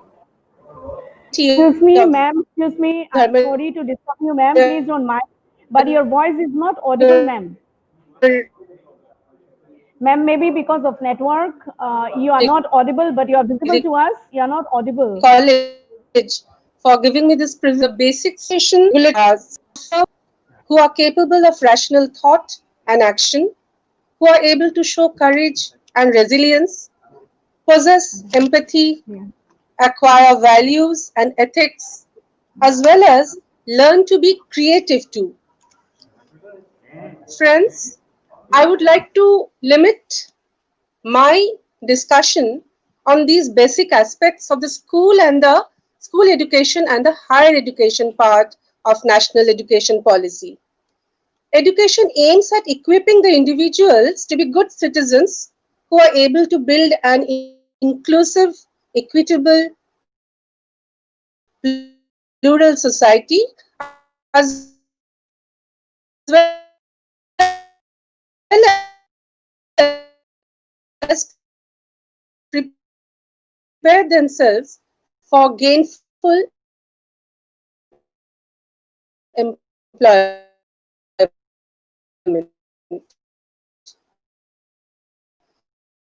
We understand that the objective is to take decisions to face the competitive world. Frame this in 19 nations and it tried radical restructuring. However, it failed to generate a movement for mass education. The 1986 policy, which was modified again in 1992, focused on access or availability and equity or inclusiveness of education, and the most important development was the Right to Free and Compulsory Education Act 2009, which aimed at universalizing elementary education. However, a gap prevails between the expansion of education and the needs of the society, which no doubt bewilders the common man about the purpose of education. The National Education Policy 2020 appears to be, as we have already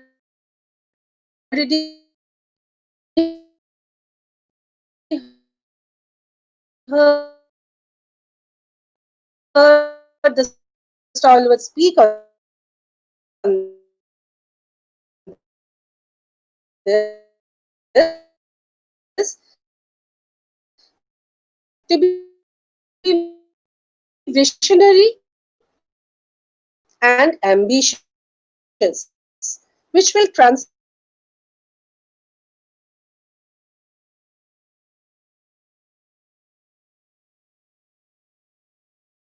the being Indian that supports with Macaulay. Foundation accessible, three more affordability, and accountability.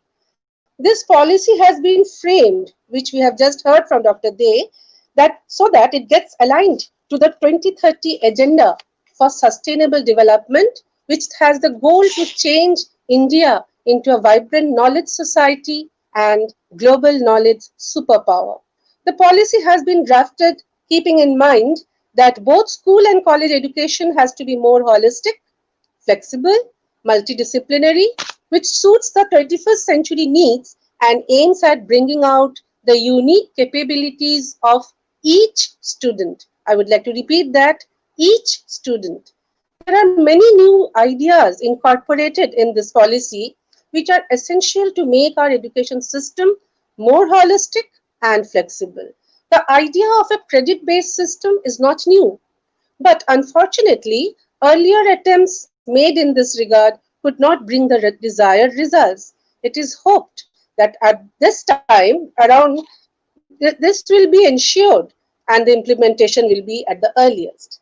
Similarly, the universalization of education, which was elementary level before this, should be from preschool to secondary level with 100% GER, making the bachelor's program multidisciplinary in nature and doing away with the rigid compartmentalization, rigid separation between arts and sciences, which was long overdue, and I think it's a welcome step. The past few decades have witnessed monumental changes in the field of ICT, information and communication technology, which has changed our way of living, sharing knowledge, creation, and dissemination of content. India needs to create an army of tech enabled youth who will also have a strong conceptual understanding to prepare for the unseen jobs of tomorrow. The transformation of education will modify the psyche of the coming generations, as we will have an educated population armed with innovative thinking, aware of the skills needed, and able to cater to the local market. We have heard from Professor Saha that schools are going to change. The system of the schooling entire 18 years is going to change. School are the initial enablers of progress and a healthy perspective towards life. Currently, children in the age group of 3 to 6 years are not covered under school education system. A child has to be at least 6 years to get admission in class 1. Surveys show that those in the elementary stage at present are not yet able to read a sentence or carry out basic addition, even subtraction. It is widely accepted and proven that 85% of the child's brain development occurs by the time he attains 6 years of age. Hence, proper care and stimulation need to be given in the earlier years. The existing 10 plus 2 system is to be modified to 5 plus 3 plus 3 plus 4, restructuring the pedagogical and curricular aspects, covering the ages from 3 to 18 years. And we have the foundational, the preparatory, the middle, the secondary, the senior secondary stages also for them. All children will be given access to the system within that time to enable logical thinking.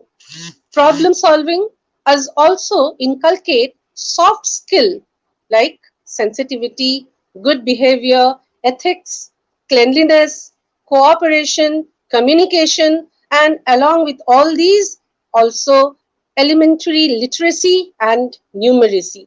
We have already heard that the Anganwadi centers will be strengthened.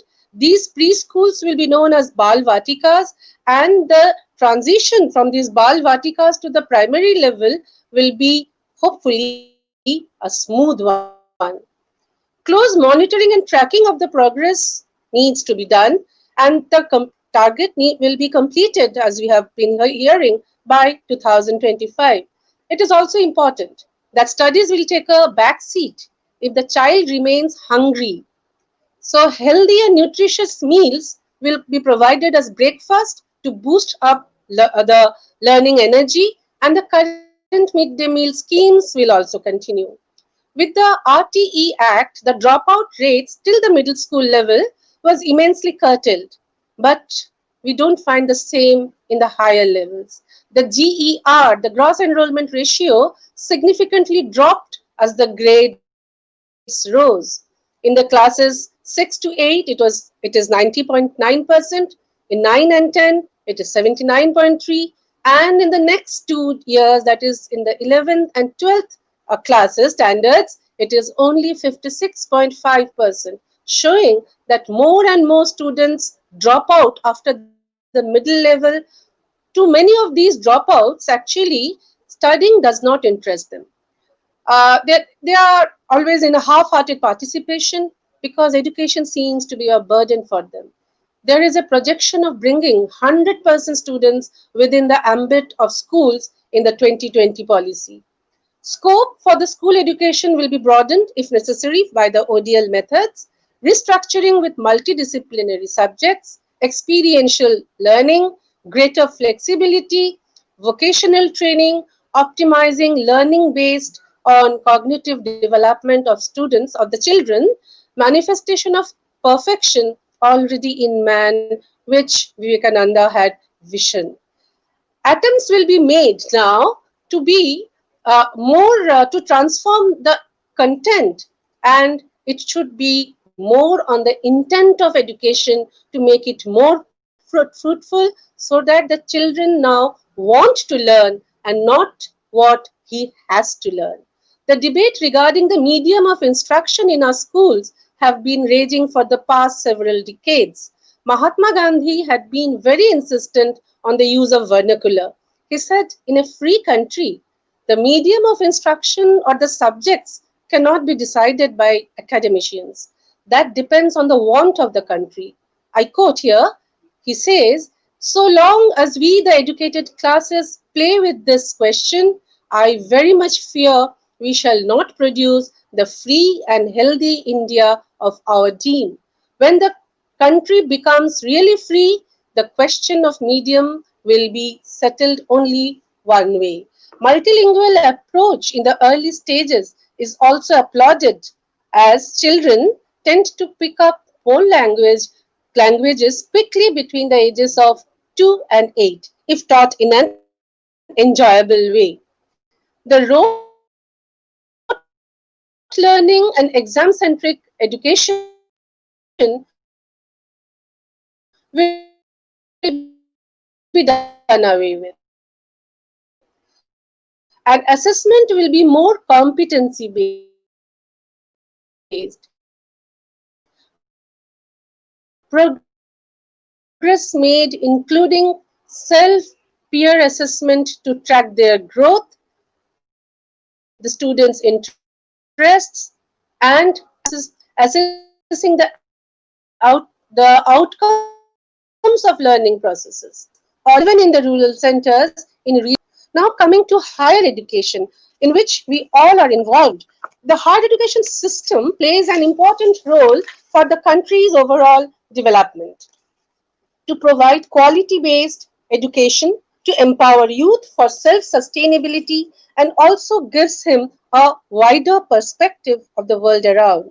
Higher education becomes input to the growth and development of industry and is also seen as an opportunity to participate in the development process.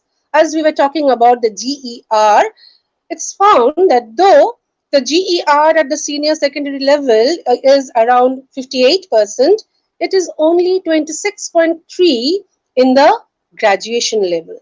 The curriculum that we often talk about is a mismatch with the concepts of lifelong learning or even catering to local needs, leading to low standards of undergraduate education. Also, there is a shortage of faculty, inadequate infrastructure, and facilities like libraries,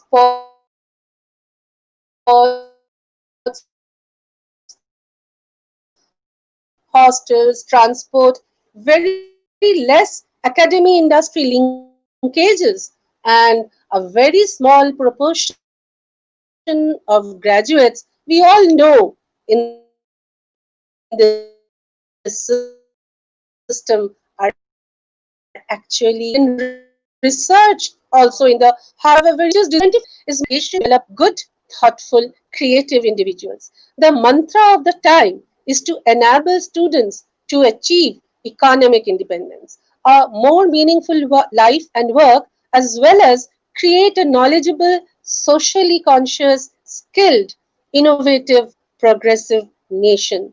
The main thrust will be on ending of fragmentation, enable the students to become all-rounded, including artistic and analytical. There shall be no more any rigid separation between the arts and the science, curricular and the extracurricular, academic and the vocational streams. Students will select subjects in whatever he has aptitude for and potential in. The new policy marks a significant shift in the format of undergraduate education, as Dr. Day has already pointed out, and we have got a 4-year curriculum if one requires to go for higher studies. The courses, as we have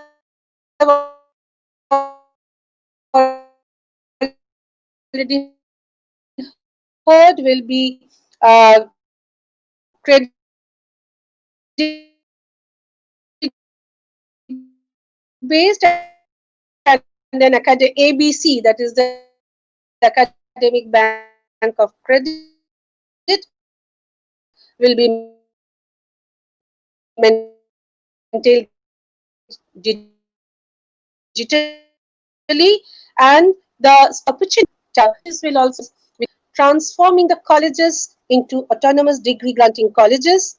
They will have to be mentored, supported, and incentivized to develop their capabilities. The universities may resort to explore the existing synergies, map their educational resources, and plan to use these interchangeably and optimally between different institutions so that all students can get the benefit, access the best possible facilities, resources, and reach the benchmark to eventually become the higher education institution, to eventually become the autonomous degree granting institution.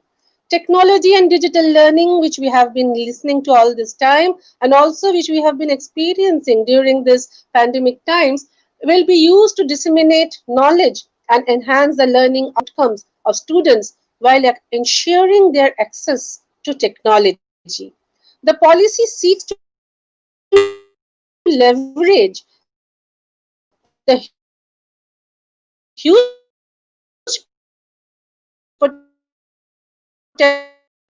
potential of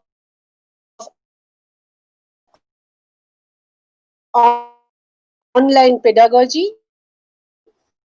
and learning methodologies for increasing the GER as the strive that the degree colleges are currently offering.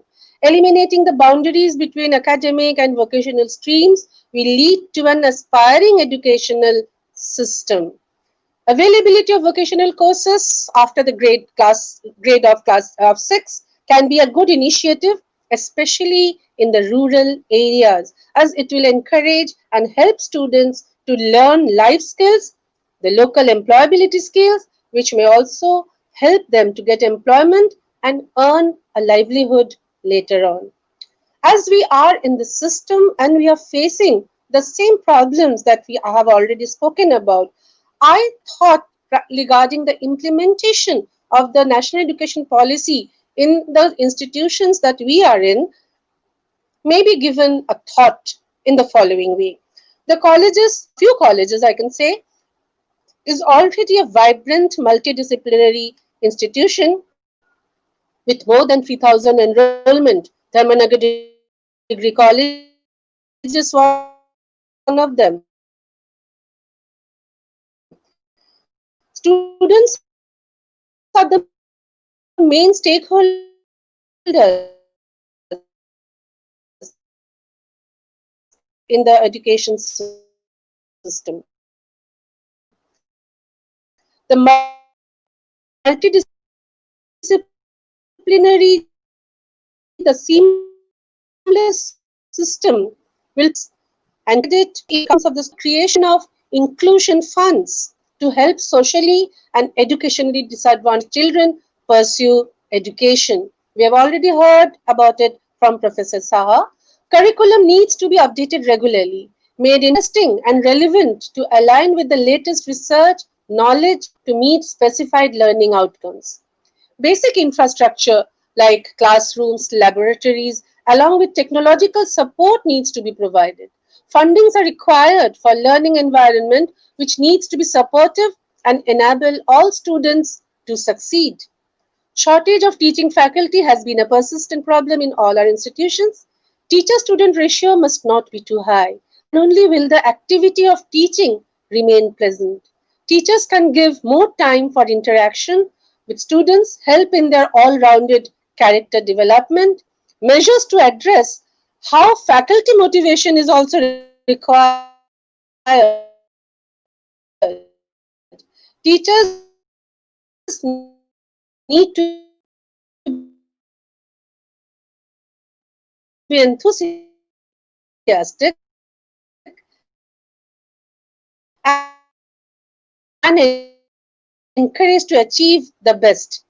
Freedom be given for their innovativeness, excellence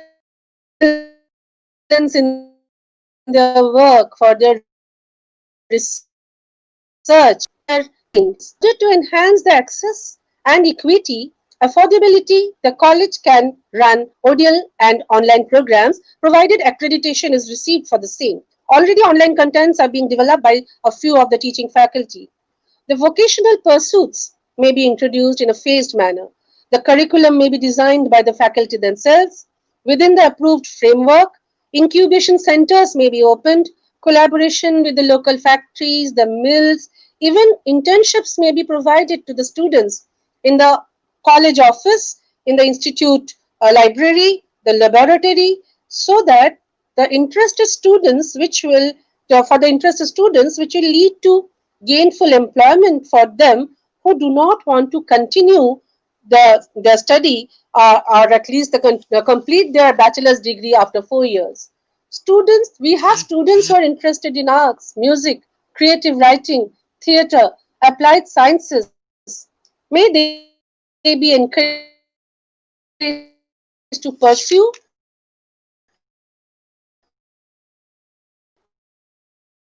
credits be given by the departments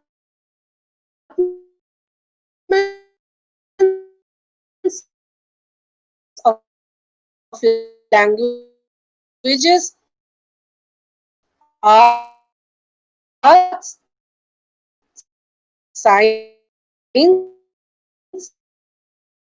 education departments. The fact need education policy gives us hope. The policy 2020 does not look at education as a mere tool to get a job or pursue a profession, but as a personality development tool that aims to include cognitive learning socioeconomic learning, character building, and overall building of compassionate and empathetic societies.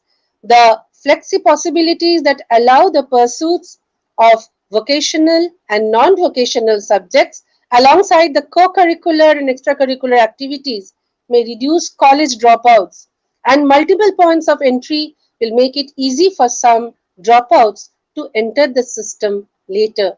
The vocational education system needs to be strengthened with vigor so that the economy does not suffer from a shortage of skilled manpower and our youth join the economic activity at the peak of their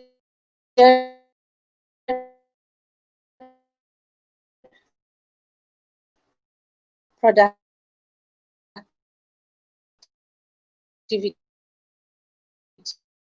And we do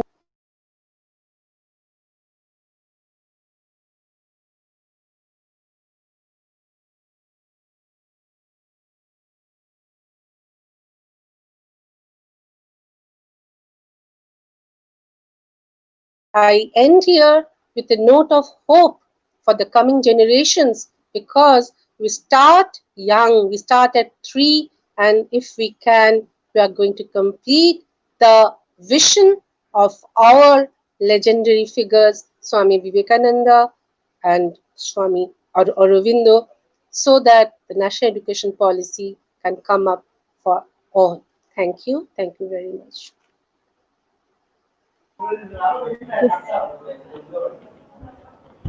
Thank you, ma'am. Thank you so much for such a brilliant speech and explanation on National Education Policy 2020.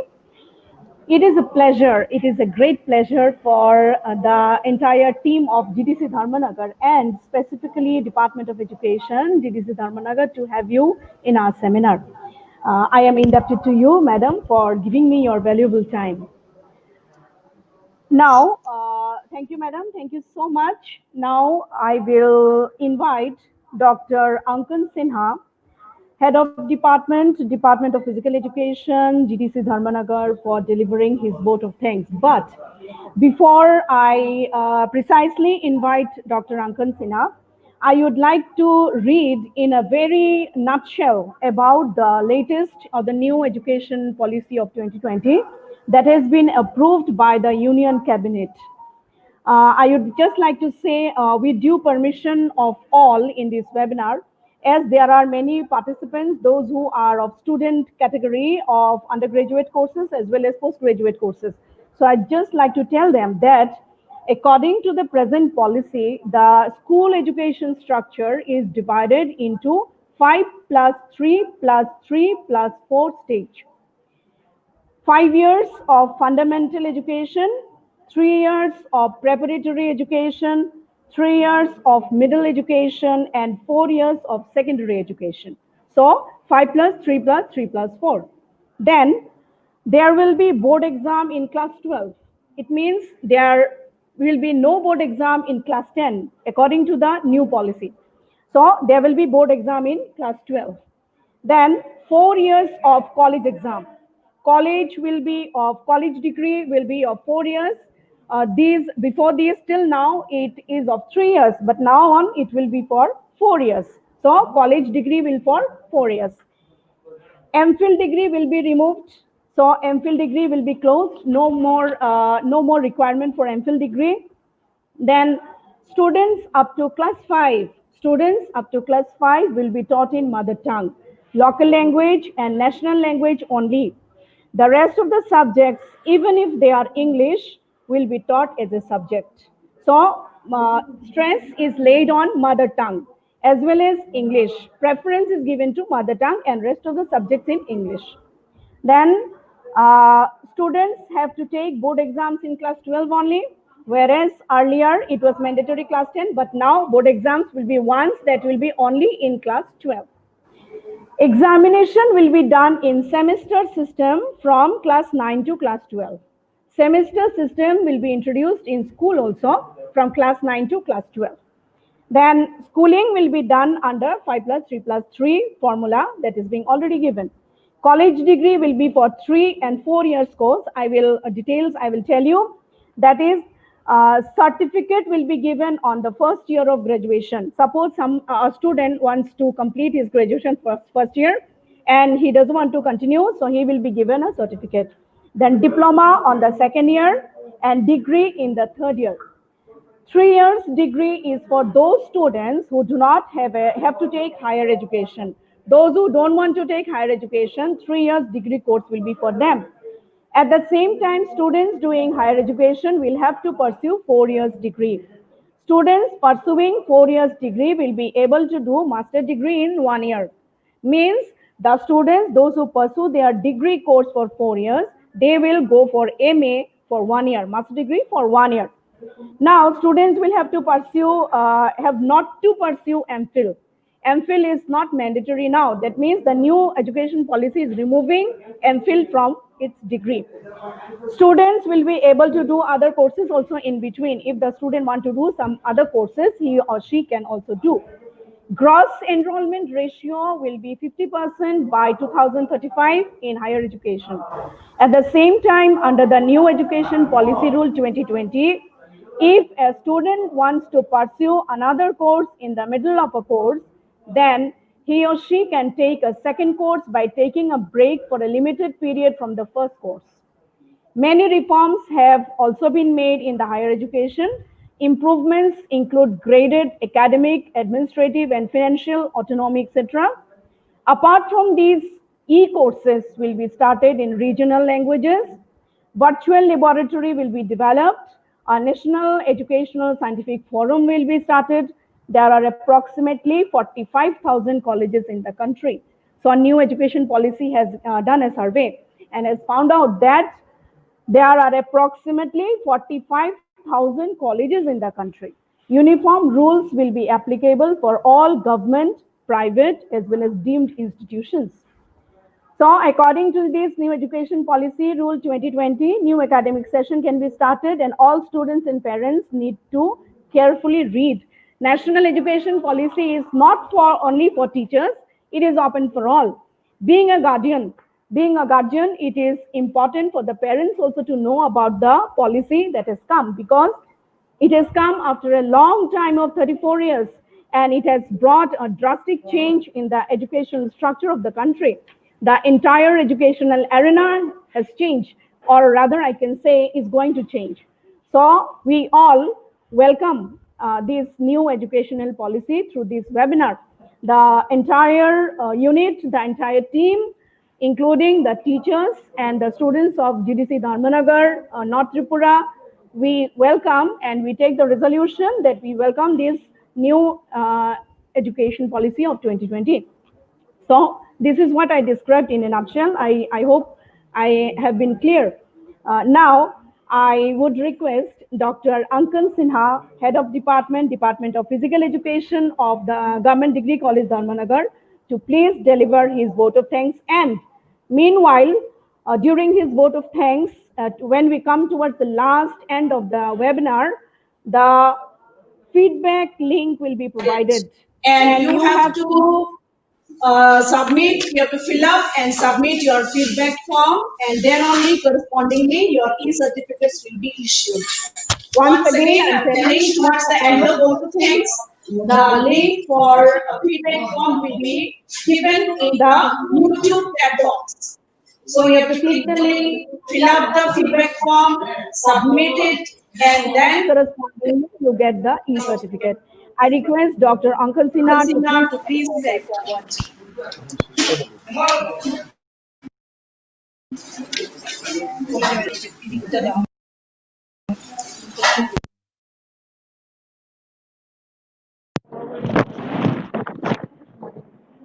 Hello.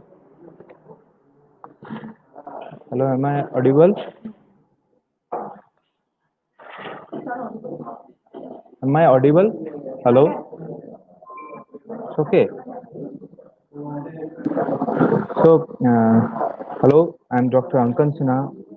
On behalf of entire organizing committee and my personal behalf, would like to convey my heartfelt thanks to all the guests present over here, the chief guest of this ceremony, Professor Arun Saha sir, ex-Vice Chancellor, Tripura University, and the Chairman, Tripura State Council of Higher Education.